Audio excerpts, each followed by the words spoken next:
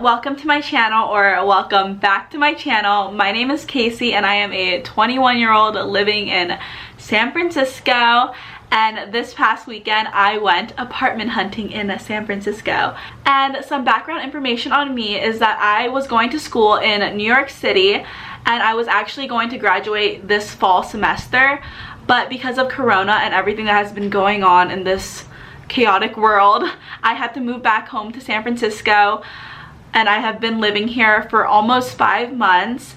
And instead of going back in the fall, I decided to take advantage of this time, especially since my internship got cut short, just take a bunch of classes and graduate this summer. So I took 7 classes and I ended up graduating this summer. So take advantage of your time, folks, although it's stressful.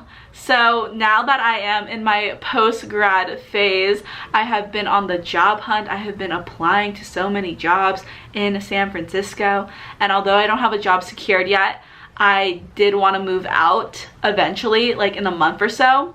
And especially since I was talking to my roommate Kat from New York, she has been meaning to move to the West Coast for so long now, and she just saw this as an opportunity, especially since her company is working remotely until March. So she wants to work from home in San Francisco.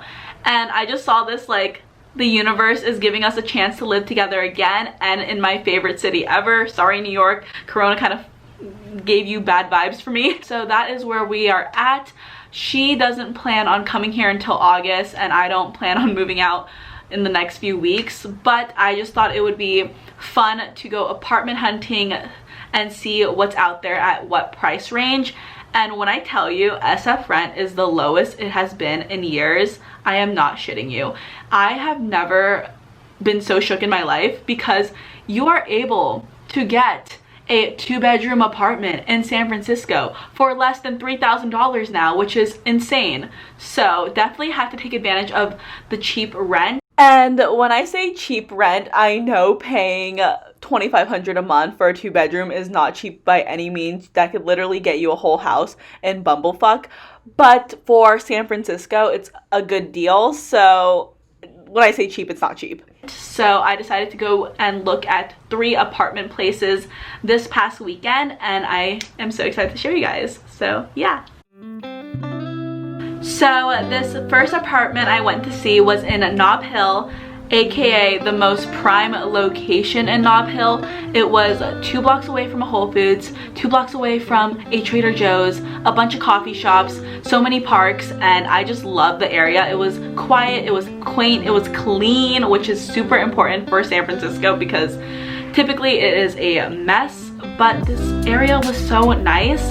And when I first walked into the apartment, it was just very lovely. Like, the people who were walking around with their mask on, of course, were friendly, and the lobby was huge. There was couches where people were just lounging and reading, and I just got really good vibes from this place. However, the actual apartment unit was made to be a 1-bedroom with a living room, but typically in San Francisco, this is super common. People typically convert the living room to be another bedroom, and that's what this person did. And the living room had a door on it, so you had privacy, but they made the living room another room, so it was a 2-bedroom without a living room, which was kind of like a downside. But living in New York, we barely had a living room, and I barely used it in that sense, so I didn't really mind.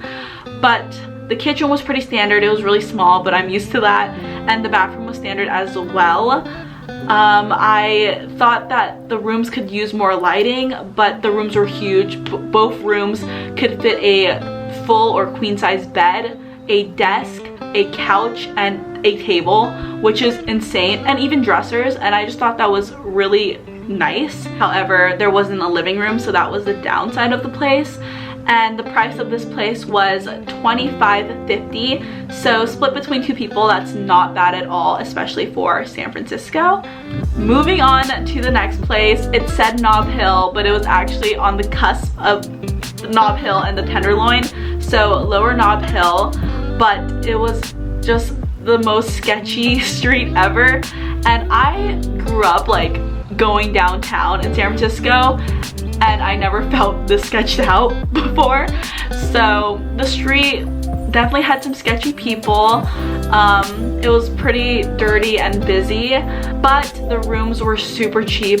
So the first unit you guys are going to see has 2 super small rooms, and the beds were lofted up so you could have room for a desk. And I just do not like the loft, especially when you guys look up. There is barely any room to like sit up, so you would literally just be sleeping up there. But the price was so cheap. It was only $2,100 a month, and that's like unheard of in San Francisco. The living room had great lighting, the kitchen was nice, there was a lot of counter space, and then the next 2 units were kind of the same setup. It was 2 bedrooms, 1 living room, kitchen, bathroom, except that the lighting was very off in both bedrooms, and I really need that good lighting because I make videos. So yeah, that was a downside, but both bedrooms were a good size. They both had giant mirrors, giant closets, and they were only $24.50 a month, and split between 2 people. That's really amazing again, but you get what you pay for. And the building overall was kind of run down, kind of old, and not really kept well. And also you could hear the streets and the sirens blaring, especially since it was a very busy street in San Francisco. So I was kind of on the fence with this one because although the price was so great, the location and just the building gave me the creeps a little bit. And this third apartment I went to see said it was in Nob Hill, except it was closer to Union Square downtown area, which isn't really prime for me personally because I don't want to be downtown all the time. But it was a overall nicer street, and it was on a hill, so gotta get the glute gains. But I really loved the owner of this building. He was so sweet and he just gave me such good vibes. I know people always roast people for saying good vibes, but the vibes do matter, guys.